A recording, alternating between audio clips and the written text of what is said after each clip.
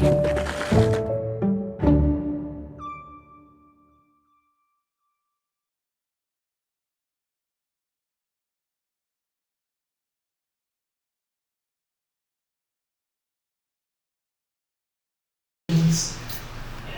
this is a program that's been made possible by a generous Library Services and Technology Act grant from the Institute of Museum and Library Services, administered by the South Carolina State Library. So we're very pleased to have that and to be able to bring in a number of highly talented people from near and far. And we have one of those with us again today, Ron Days, Ron Days, a local legend, but also his scope goes far beyond that. So great to have stars out in the audience, as well as a star who will be up behind the podium in a moment with Dr. Gillian Richards-Greaves, who we're thrilled to have her with us today. She's an associate professor of anthropology up the road a little bit from us, up in Conway area, Coastal Carolina University. And she's done a lot. We'll keep it brief, but she earned dual doctorates, dual PhDs in ethnomusicology and anthropology from Indiana University, a great university for those. Her research interests encompass musical, cultural, linguistic, and ritual expressions of the African diaspora, emphasizing connections between Africa, the Caribbean, and the Gullah Geechee of the United States, including right here in this area, Georgetown County. So from global to local, tracing those intersections. And she's also, we were talking beforehand, she's a world traveler. She's visited all those areas and kind of that personal experience, as well as scholarly, helps her to bring all these regions together and trace those deep connections. She's the author of Rediasporization, African Guyanese Kwekwe, which draws on more than a decade of ethnographic research in Guyana and the United States. And this is equally interesting, she's also authored several children's books, just on the side, including Eclectic Hair with Granny and Me and The Clucking Snake. So she does a little bit of everything. She's a Fulbright scholar, and she's taught abroad in Nigeria. And as I said, she's a world traveler, so with stops in Africa, South America, the Caribbean. But we're glad she stopped by here at the Georgetown Library 405 Cleveland Street for this afternoon. And this is, her topic couldn't be more perfect. Shared traditions, Gullah African diaspora, and humanity today. So please welcome Dr. Richards-Greaves.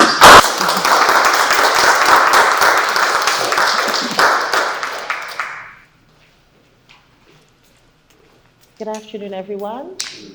Thank you for coming. And today, what I'd like to do is have us engage in more of a conversation. So from time to time, I'll be asking you questions so you can participate. I don't want to just stand here and lecture. Thank you for having me. So the topic I'll be talking about today is shared traditions, Gullah, African diaspora, and humanity. So what I'll be doing, I'll start here at home in the United States, in Gullah Geechee country. I will show those connections with the larger African diaspora, but keeping in mind that a lot of times we have traditions that are connected, right? So I'll be asking you about your own traditions that might be similar to ours, right? One thing I wanted to point out, so you'll hear me reference the Caribbean from time to time. I was born in Guyana, South America. It's considered part of the West Indies/Caribbean. So I will draw on research from there, from Africa, from the larger African American community, and of course, from humanity, right? So our objectives for today, number one, I want to give a brief overview of the Gullah Geechee culture, Then we're going to look at some connections between Gullah Geechee and the African diaspora. And then what we're going to do, explore those larger human connections. I wanted to start, excuse me, I wanted to start with a piece of music by Ranky Tanky. So I don't know if it can play, but I'll reference, if we can play it, but we'll reference Ranky Tanky later on. Maybe we'll close with music by Ranky Tanky. But does anyone know this group? We all do, right? Yes, no? Did you say who knows this group? Yes. They are from Charleston, Yes. South Carolina. Mm-hmm. Yes. Very good. So this is why Ranky Tanky is relevant. They're Gullah Geechee, generally speaking, most of the group, and they are Grammy Award winners twice in a row. And so what Ranky Tanky does is that they take game songs, children's songs, songs that you would have played in the community, and they jazzed it up. So very delicious music, right? So the topics I'll focus on today to show these connections, these shared traditions, are language and rites of passage, right? So those are the two topics. Now we could have chosen so many different things because we are in Gullah country, and we could have talked about food and on and on and on, but I just want to focus on those two so we could have a good, vibrant discussion. So let's begin. We begin with the continent of Africa, right? The continent of Africa is very diverse. Many languages, many ethnic groups, but there are some things in all of that diversity, there are some things that are common. And those are the things that we see held over in the African diaspora, right? The second largest continent after Asia, over 1 billion people. According to UNESCO, there are over 1,000 languages spoken there, right? And as I said before, we're not focusing on all of the things that are tiny things that are different, or even the major things. We're looking at those commonalities, right? So we see a map of the slave trade. Why is that relevant? It's because many of us that are of African descent are in this part of the world because of that, right? So let's talk quickly about the Gullah Geechee. And please feel free to jump in and add your 2 cents. I know some people sitting here are Gullah Geechee or Gullah Geechee adjacent, so we will capitalize on that. So descendants of enslaved Africans, and they live in the low country regions of Georgia, South Carolina, Florida, and North Carolina, right? There's some unique cultural characteristics and that distinguish the Gullah Geechee from the larger African diaspora, and that is in the United States: language, food, crafts, music, and on and on. We have Ronde is here, very good. He has brought Gullah Geechee culture to the larger public through shows like Gullah Island, sorry. And so many of us were exposed to that, our children were exposed to that. The Gullah Geechee Cultural Heritage Corridor, right? There is now a federally, it's now regarded as a federal national heritage area. So the Gullah Geechee Cultural Heritage Corridor Commission. So the United States government has recognized this as an area, a culture, a people that needs to be protected as an integral part of American history, right? So many of you, I'm preaching to the choir, you already know these things, but just in case, we're bringing everybody on the same page, right? And of course, some of the things that we talked about are food and music and dance and crafts and skills. Let's talk some more. Where did the term Gullah come from? Gullah, there's some speculation, but one of the speculations is that the term Gullah possibly come from the region that we call today Angola, from the Gullah ethnic group from Sierra Leone and Liberia, right? And so you also sometimes the term Geechee is used to refer to folks in Georgia, believed to be from that region around the Ogeechee River, right? So some speculations, but there's some relevance to that. And the reason being, when we think about Sierra Leone, Liberia, those areas, those were rice growing areas. So we'll talk about that in a second. So people of African descent, not just the Gullah Geechee, engage in a lot of, help with a lot of industry, let's put it that way. The work they did, cotton, indigo, sugar, in places like South America, where I'm from, cocoa, right? There's cocoa, sugar, and on and on. But rice played a very big role in the Gullah Geechee culture being shaped and becoming what it is today. Can anybody tell me why? Why rice? And how did rice factor into, how did rice shape Gullah Geechee culture? Rice farming. You're in class now. Because they had it in Africa and then they had it here, so. Very good. So very often when we think of rice and its origins, we think of Asia, the Asia strain of rice. But there are two main strains we tend to talk about: the Oryza sativa, that's the Asia strain of rice, and the Oryza glaberrima, which they call Africa rice or black rice, right? And so they were already planting that strain of rice in Liberia, those rice-growing regions, right? So one of the reasons they were brought here was to be able to take that skill and to use it here. And then being relatively isolated, right? St. Helena, wherever it is they were, St. John's Island, wherever they were separated from mainland, so there was less mixing. So a lot of those African traditions were held on to much better than they were on the mainland, right? So there's some terms that as we move forward, so that's Gullah Geechee in a nutshell. It's a very truncated version, but there's some terms I want us to focus on. The first is retentions. You'll hear me also use the term African continuities. In the Gullah Geechee community and in the larger African diaspora community, what we see are some practices that were brought with them from the continent of Africa, and those practices continue. The reason that we call them African continuities is, and some people fight against whether we say retentions or African isms.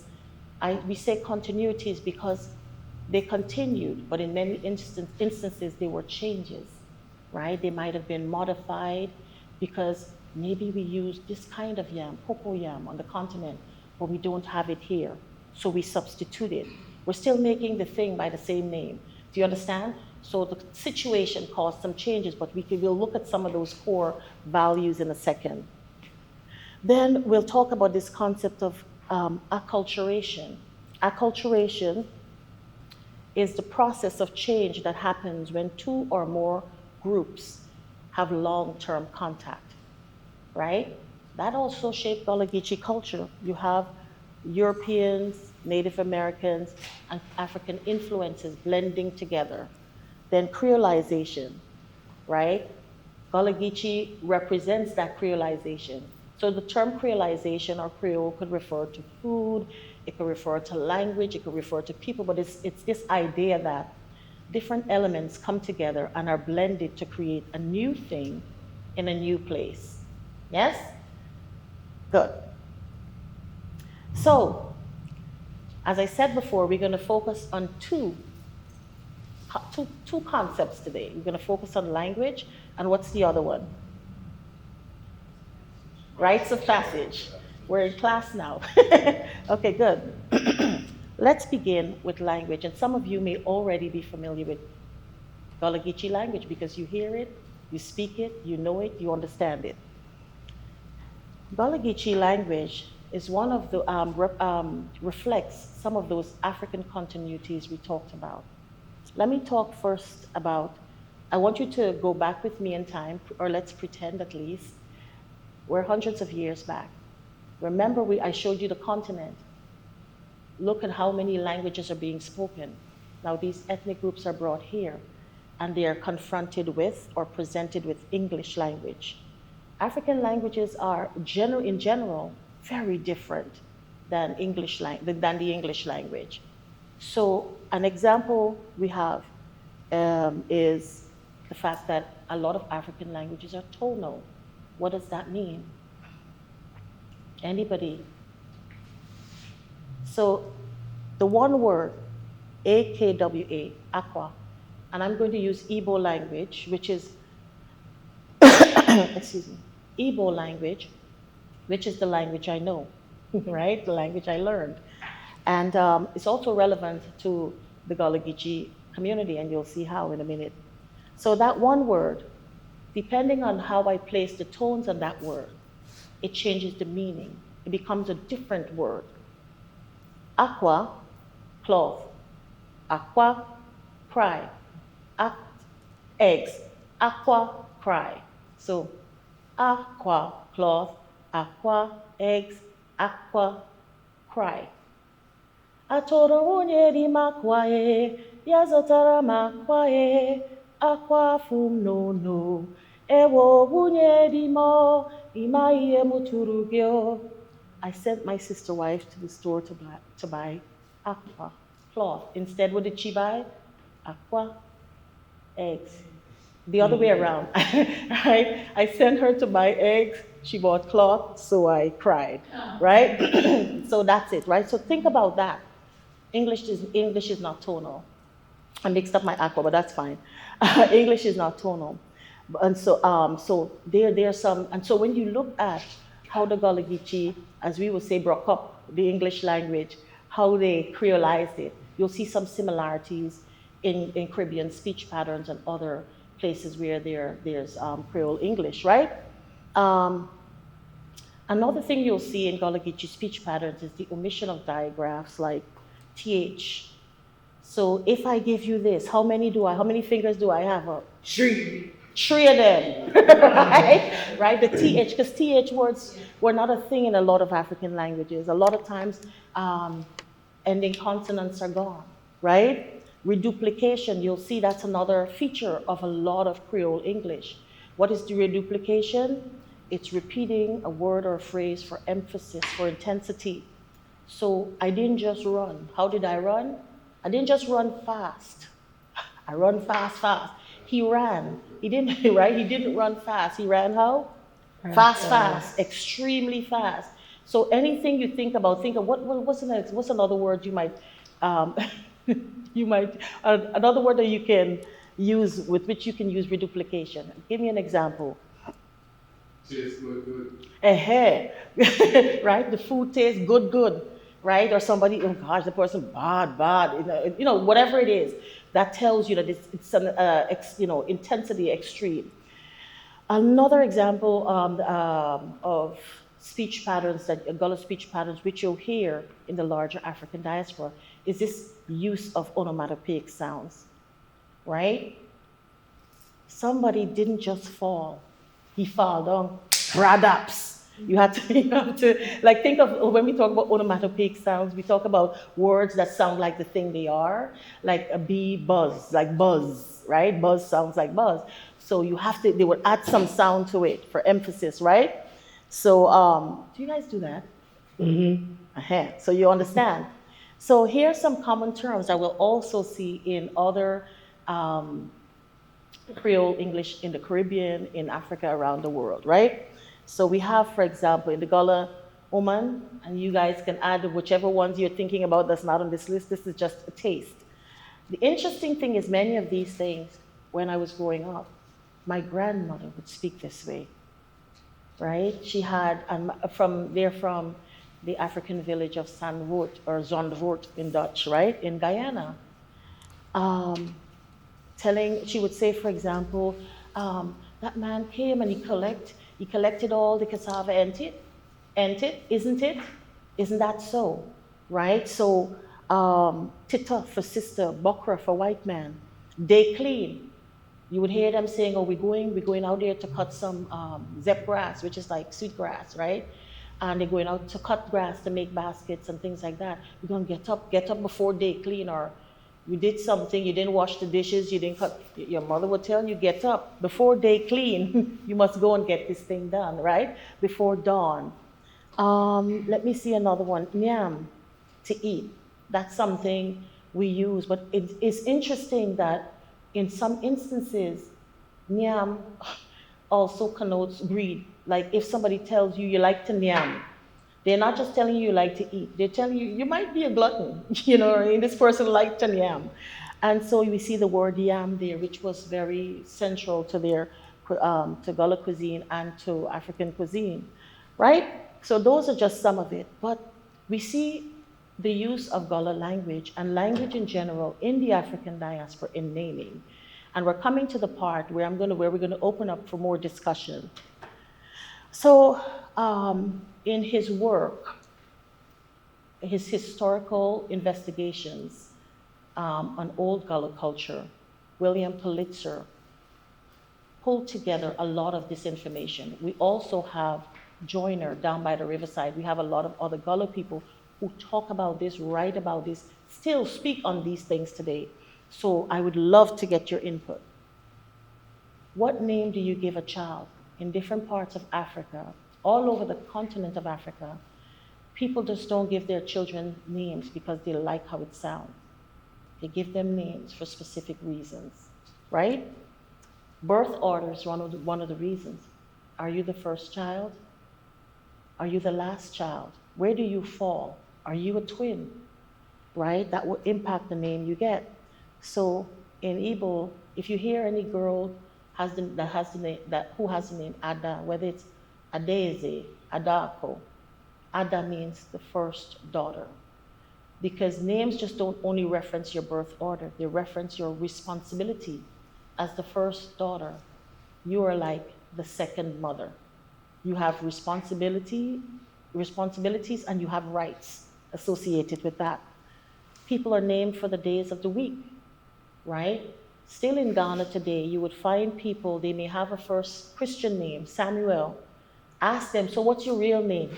Or what's your real name? What's your ethnic name? And you might find out that they have a day name, they will call it. Historical events. There was a situation when President Barack Obama was in office, and I think, where was he going to visit? Was it Kenya? There was a woman who gave birth. Do you know what she named the child?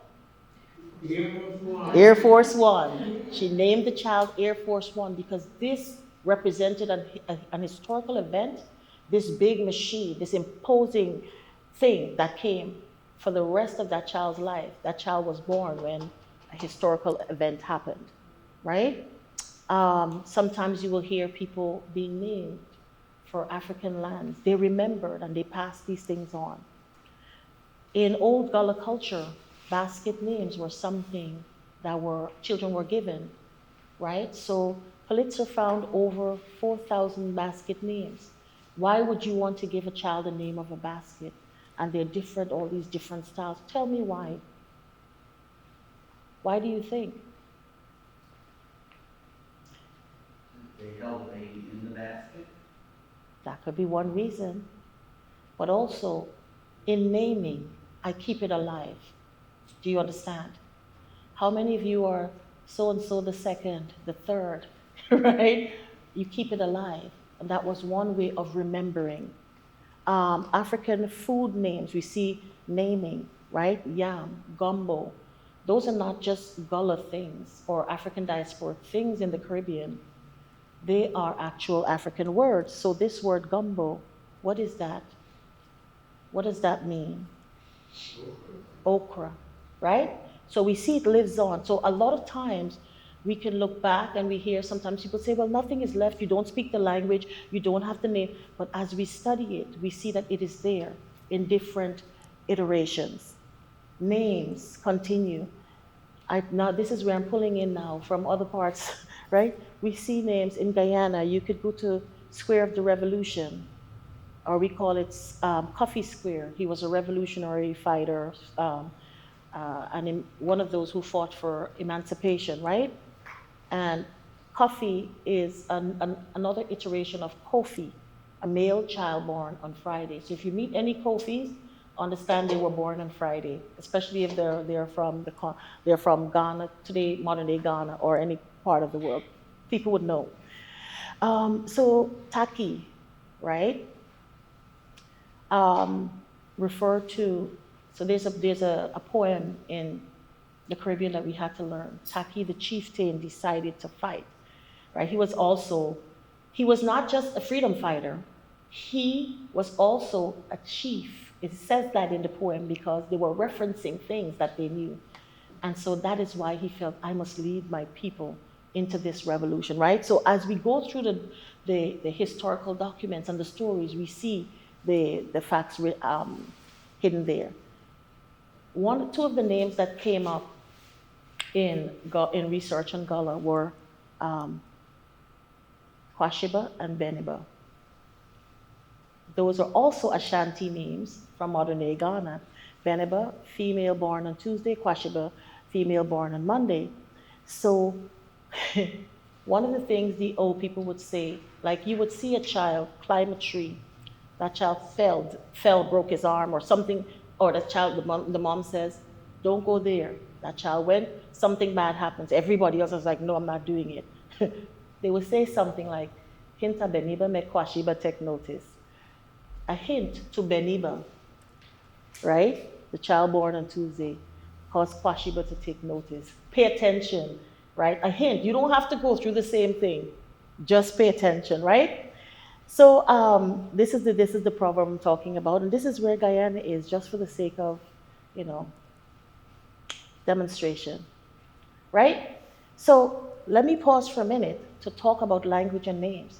It's not just Gullah people that name their children for specific reasons. African Diasporic people do it. We do it, right? My name, Gillian with a G, I was named for wealth. I didn't see it yet, but it's coming. I was named for wealth because my dad, I was told that he won the lottery when I was right around the time I was born. It's like a good luck charm. So among the Ijaw people of Nigeria, they will call such a girl Ibinabo.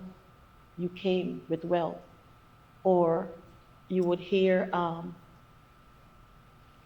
Ujuaku, right? You were born for wealth. And so my mom, and then my middle name was from my grandmother, right? So I carry those things. What about you? Why do you know why you were given the name you were given? What was the situation? Grandmother. I was named after my grandmother. Named after your grandmother. Anybody else? Oh, I meant to tell you guys, Gillian is not just, it doesn't mean wealth.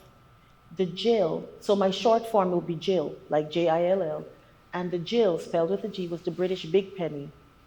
So there are some very wicked people in my country that will call me Big Penny growing up. But you get the idea, right? So I didn't know this until I was almost 30 years old. I just asked, why did you? But I always felt this importance that was, you know what I mean, added, because this name meant something. So what else? What other reasons? How many of you have, I'm pretty sure your parents give you names because they thought about it, but you just never asked. I'm just named Margaret, I'm just named. But I challenge you, if you have anyone around, ask. Do you have a Christian name? Anybody? No? Okay, so ask, because you might just find out. Do you understand? You might be surprised. All right. So we're going to move on to the second topic I want to show those connections with.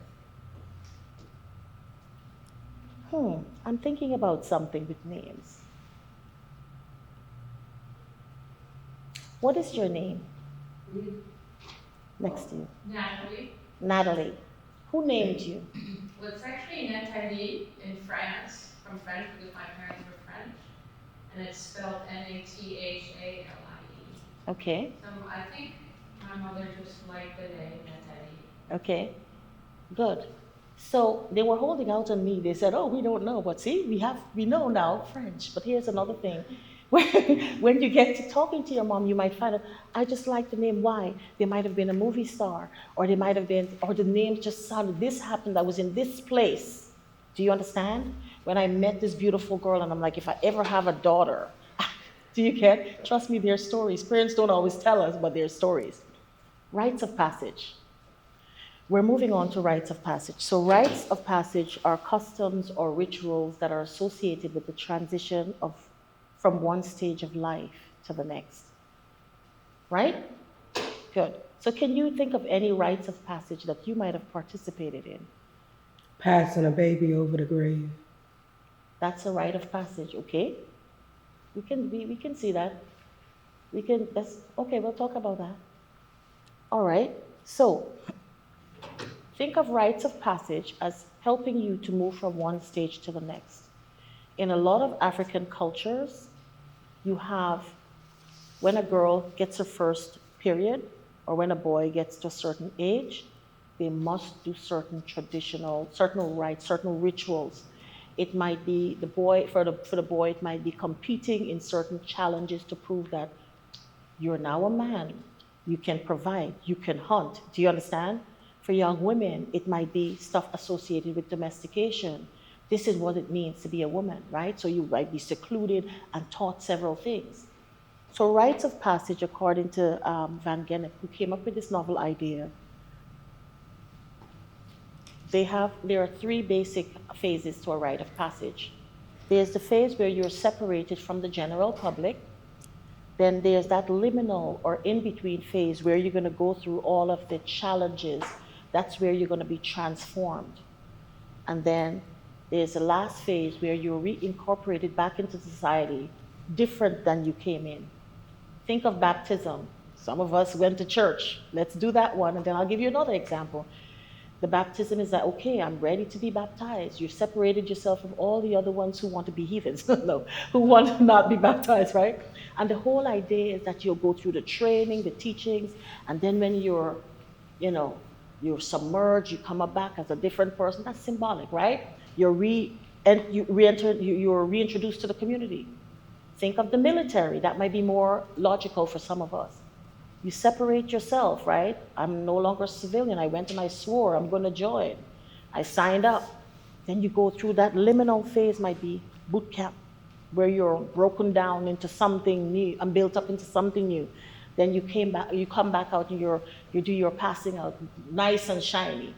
Rites of passage are like that. Bar mitzvah, bat mitzvah, some examples of rites of passage. But in the Gullah community and in the African Diaspora community and in lots of other communities, rites of passage are very crucial surrounding birth, surrounding puberty, surrounding death. Do you understand? So, let's talk about pregnancy and childbirth and rites of passage associated with those, right? First and foremost, in a lot of African traditions, they see life as continuous. You're always here. When you're dead, you're still here, just in a different state. You understand? Before you're born, you're here, just in a different state. And we'll talk about that some more. So some of the beliefs and the practices surrounding pregnancy and childbirth, right, involve not just propagating the community, but validating your womanhood, right? So in some parts of Africa, even today, if you've never had a child, people would maltreat you, your husband could put you away, and those of you who've traveled to the continent, you know, because how do we know that you're not a man, right? Because that's what they'll say. You have not proven yourself. So when women become pregnant, there are lots of rituals sometimes they would have to do, lots of precautions. Were you told to avoid eating anything, drinking anything, doing any specific thing when you're pregnant? Not for health reasons, but because it's our tradition. Were you told any of those things? No? Yes? How about don't go out after midnight? Why shouldn't you go out when you're pregnant after midnight? What do you think?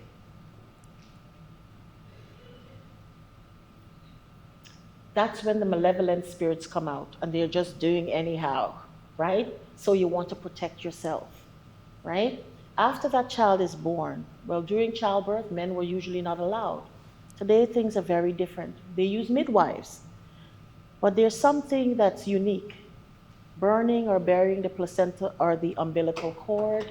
Sometimes, in many instances, the umbilical cord, as we would call it in the Caribbean or in Guyana, your navel string. If somebody tells you, those are all significant because they're seen as not just something that bound you to the mother, but they see that as a spiritual entity that can be used to harm you.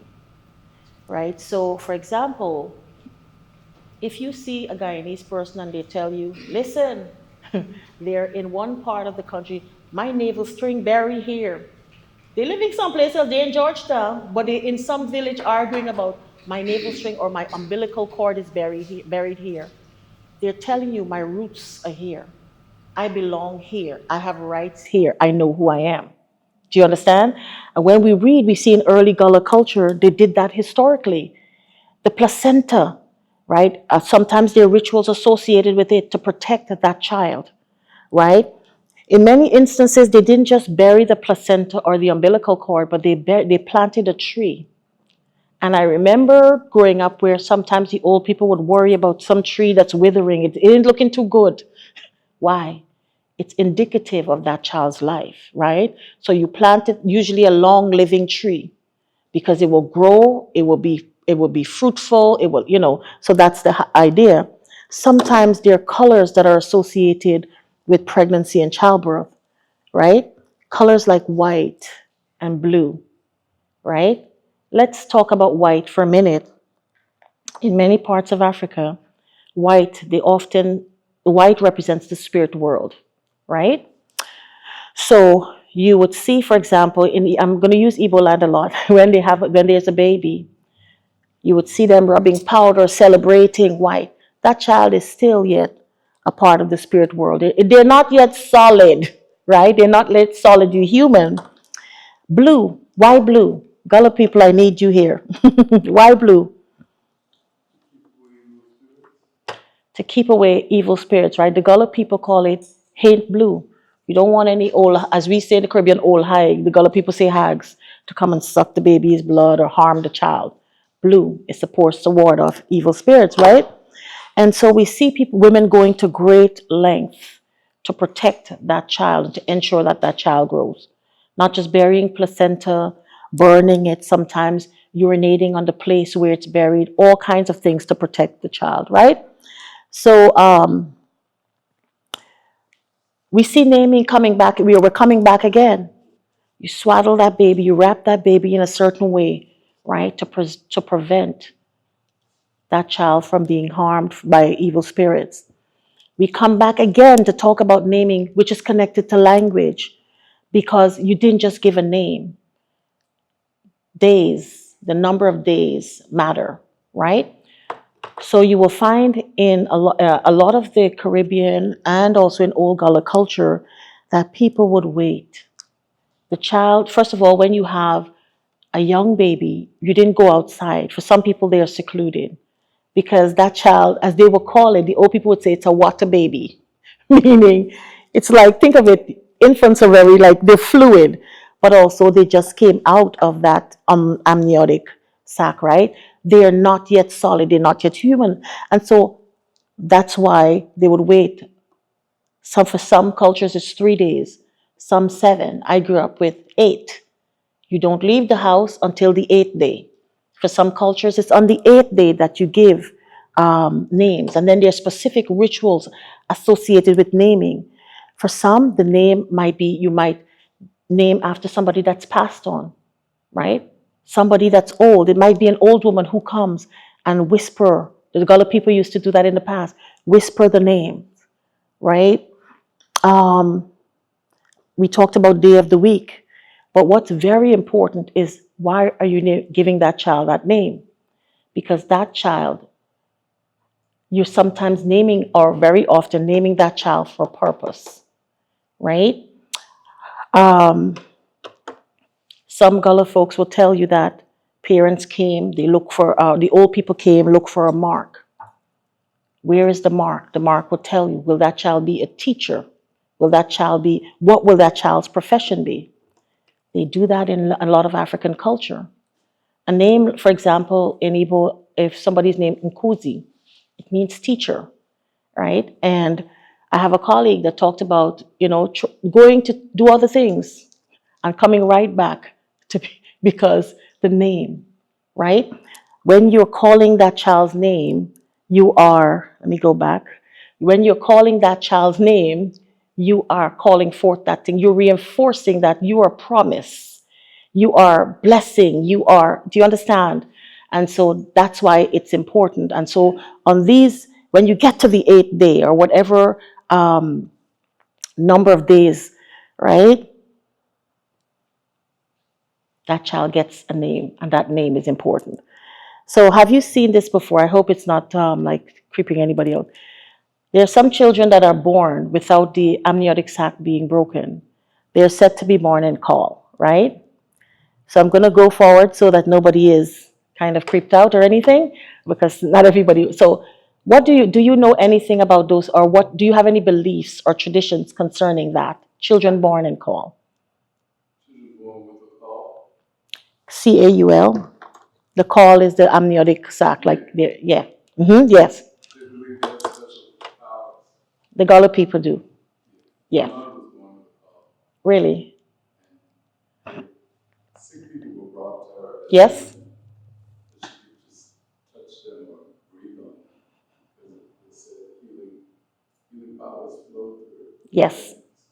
Yes. So the Caribbean, same thing. Lots of, in fact, they will call those kinds of children sifar or clairvoyant, right?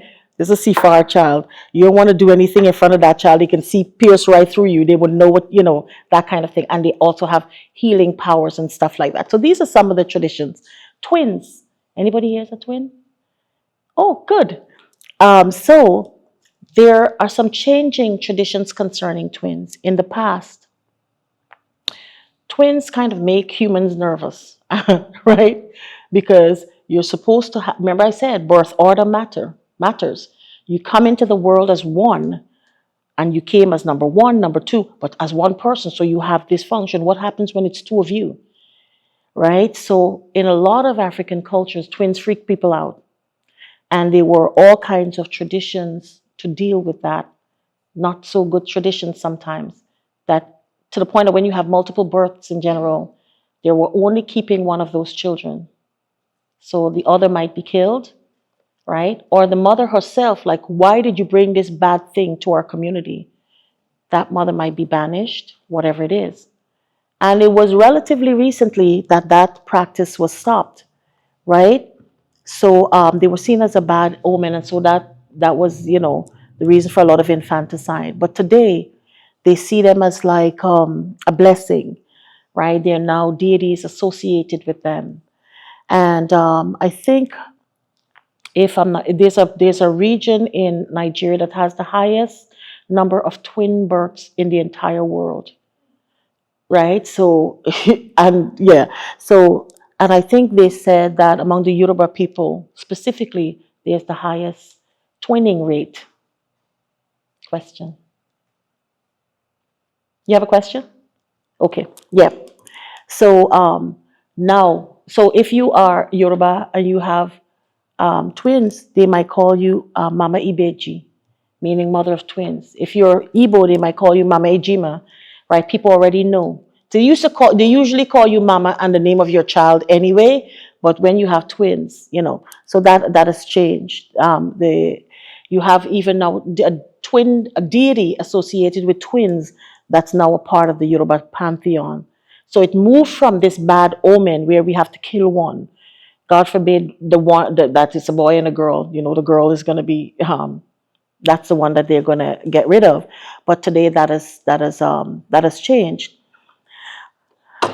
Another life cycle ritual, another rite of passage, another life cycle ritual we want to look at is death. What do we do when someone passes? That's when you see the essence of a community come, or the true values, the underlying values come to the surface.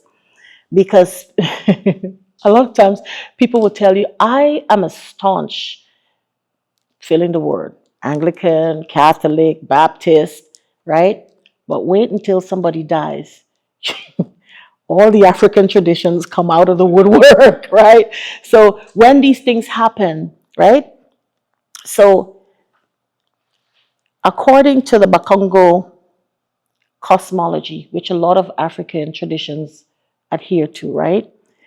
The world is divided into two. You have the physical world and the spiritual world, right? And life continues after death. So we go through these phases: conception, birth, maturity, death, right? It just continues. This is why you would hear people say when a child is born, hey, grandpa came back. I don't know if you guys have experienced a child is born. It's like, now who is this? Whose grandfather is this, right? So people, that belief is, is around. So with death, you also find, we'll come back to this in a second, right? In fact, let me talk about it before I move on. Remember I told you that when a child is born, even though we're talking about death, that child does not yet solidly belong to this physical world. For many cultures, they have to wait until the 8th day or the X amount of days. And then you give that, you don't give them a name before because we have to wait for that volatile period to pass. Then you give them a name. They become solidly part of that world, right? So in a lot of cultures, there are practices, rituals, rites of passage associated with helping that child transition from the spirit world into this world. When the person dies, the same thing, right? So you have libation when a person is dead, food for the dead. Different people do different things. For some, you might see them pour alcohol on the ground. You guys know what I'm talking about, right? Yes, they may pour alcohol. And they don't just do it when somebody is dead. They pour libation when if they're going to build a house, right? They're going to embark on a journey. It's to welcome the ancestors, to appease them, to include them, harking back to this whole idea that the cycle continues, right? Whether you're on the ancestral plane or you're on this plane, right? So sometimes they take gifts for the dead. Among the Gullah Geechee, they may take the cup that they use, the ceramics that the person used when they were alive, they may put it there or they may break it, signifying the end. There might be coins. What are they putting the coins for?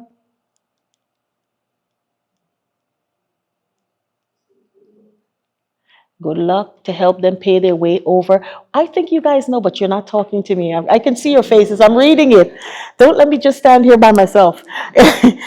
This is not a solo concert. Huh? Say that again? The metal for appeasing certain gods. Yes, right? And I'm glad you said that too. Ogun is when you go back, Ogun is the god of metal workers, iron workers, war. When you go back to old Gullah Geechee history, you'll see that that's one of the gods that they mention. The equivalent of Ogun in Catholicism would be like Saint Peter, that saint that's associated with metal workers, blacksmiths. Anyway, right? Gifts for the dead. The significance of numbers come back again. And you guys, please tell me if you're familiar with this. When someone is dead, they might have stopped breathing, but they're not properly there in the spirit world yet. You have to help them transition. These are some of the beliefs you will see, not just among the Gullah people, but in the Caribbean, on the continent of Africa. So I know in the villages, they would have what is called, the person has passed. They would have, after that person is buried, what is called a 9th night and the 40th night. They believe that there's a journey, and on the 9th day, this will happen. And on the 40th day, that cycle is is completed, right? So you will see them having celebrations, having rituals, saying certain things, right, to help them to transition, right? Are you familiar with any of those traditions, or do you have traditions surrounding the passage of a loved one? Any traditions? Number two, what do you mean by you keep awake? Okay, good. So you to the questions. They didn't just answer my other question. They just moved to this one. Let's do this. So first question is, do you have any rites of passage? Any things you do when somebody passes? Must you first cover? Do you cover your mirrors? Do you do this? Do you have any of? Say that again. Someone stop the clock. Stop the clock. Cover the mirrors. Anything else? Now the second one, which you jump to the second one, that's fine. Do you keep awake?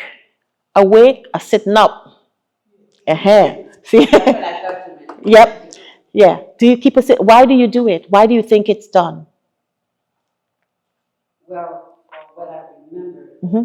back then, there was no embalming. Mm-hmm. So a lot of times you would dress the person and you sit overnight with them. Mm-hmm. And then, I guess, as soon as you can, you go to bed. Yeah, because They might not be dead. yes, Yeah. sometimes that person is not properly dead. They're just in a coma or, but Or excuse there's me. the bomb. Exactly. They weren't dead yet. Yes. They may have been, Excuse me. others thought they were dead, but if you sat with them Yes. and they began to move, they really weren't dead. Yes, that has happened. And the other thing is to keep company, to keep let's say they are actually dead, but you're there keeping that person company, this sense of community. You don't grieve alone, right? So you would have people that won't be talking to each other. Our family don't deal with that family, but when there's a dead, you will be surprised to see them come. I brought rice. I brought this. You understand? And so that is something that also speaks to that whole communal aspect of it. Are there bad ways to die in your culture? Do you have ways that you're like, oh, that person dead bad? Like they would say that.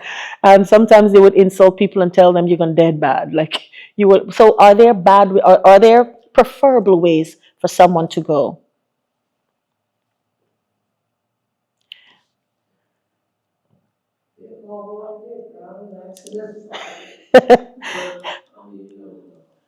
Nowadays, in younger communities, say without that, like, if the person, quote unquote, crashes out, like, they have an emotional downspout that results in death, Mm-hmm. or they have kind of, if they overdose, Mm-hmm. without that. Mm-hmm.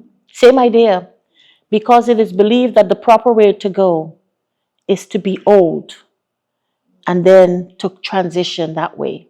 You become an ancestor, the righteous dead.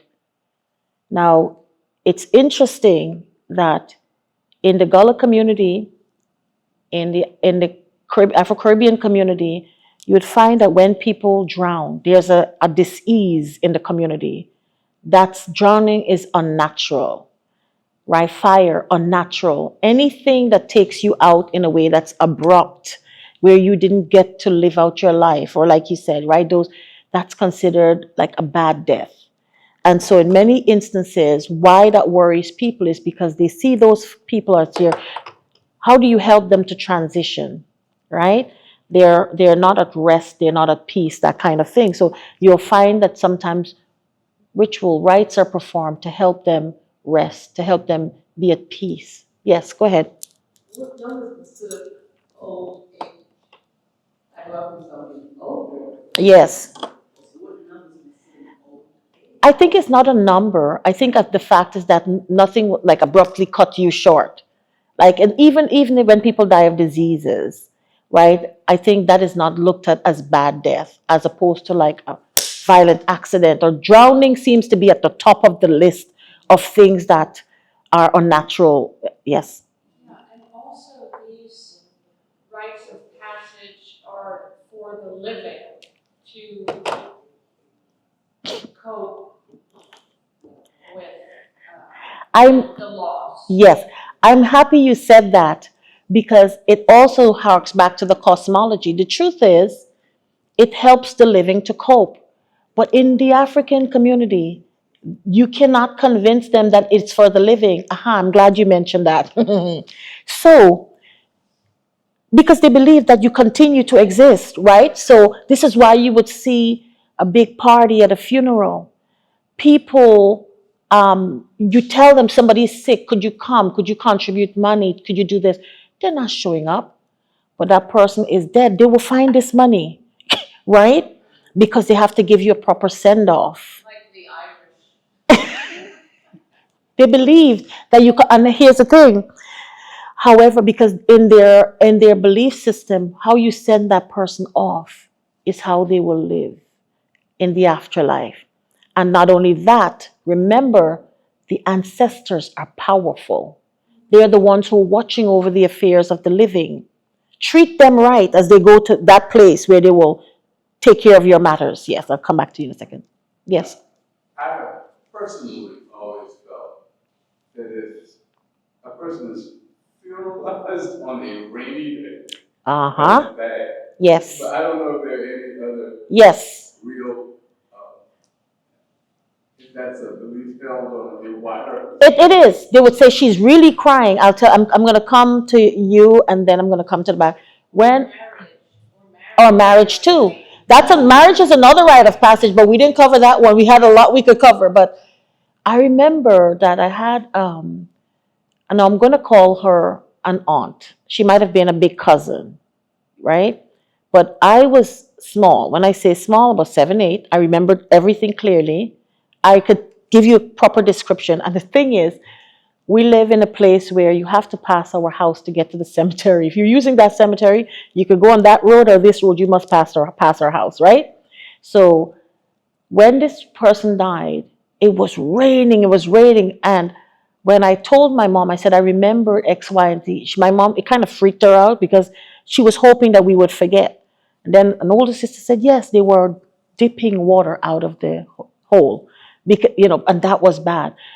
Because she was like, how do we say? She was the firecracker in the family. If anything is happening, she will come and address it. And then she would leave. And everybody is fighting and she's gone her way.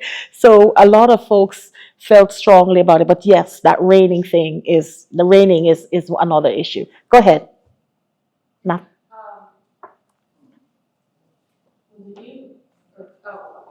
So one of the things about the send-off, Mm-hmm. when you think of other cultures, just like in your title of your Mm-hmm. presentation, humanity, there are parallels. The Egyptians, how they sent things. Yeah. Yes. Yes. So I find those type of parallels. Yes. Globally very interesting. Yeah. The Egyptians didn't just bury you with things for the. Chinese, Yes. yeah. Yeah. So the Egyptians didn't just bury you with things to use in the afterlife, sometimes with people, your servants. So you might think you got a great gig. Don't let your boss die because you're going to. Go ahead. I was gonna say, some people may classify it as a tradition, but there's a ritual aspect to it too, but, my family, we are all very about water.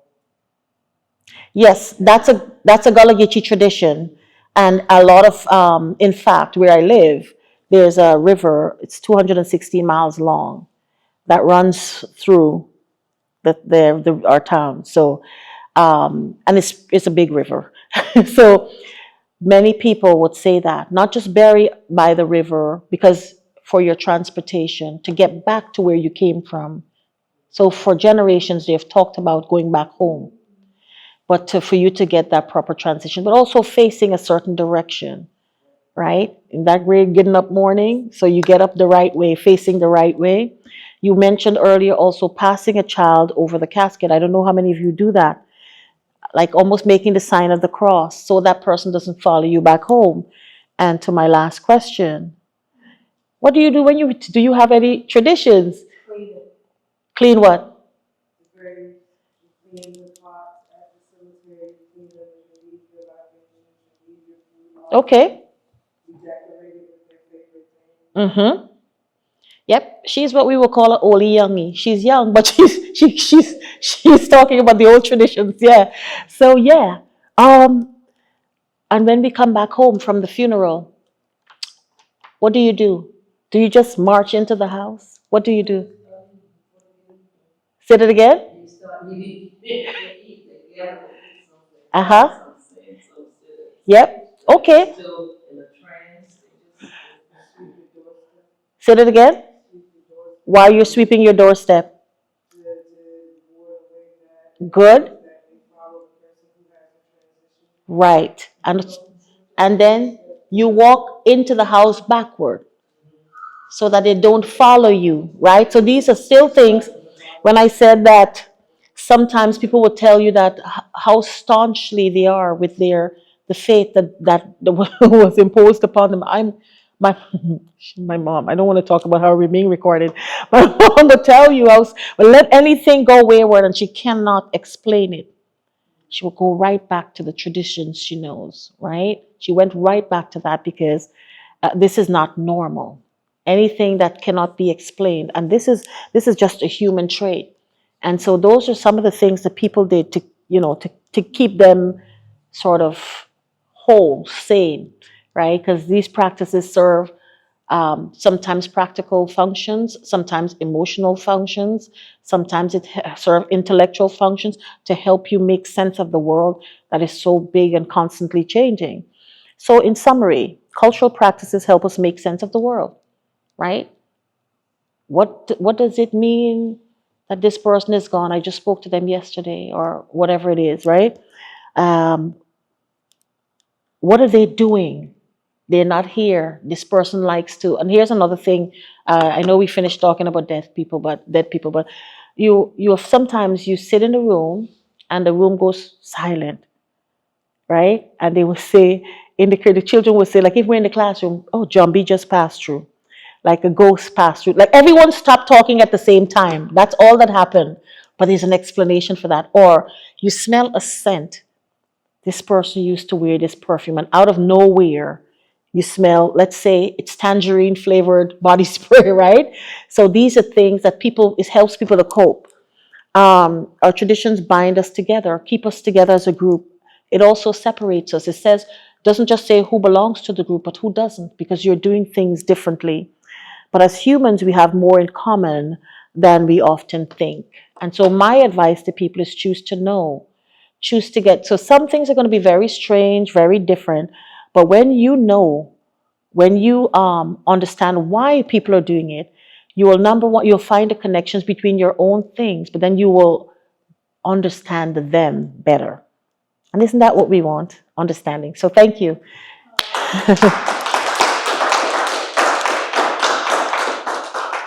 I drew a lot on these two books. If you wanted to read them in my class, we use this book. We use some other books and other readings from folks.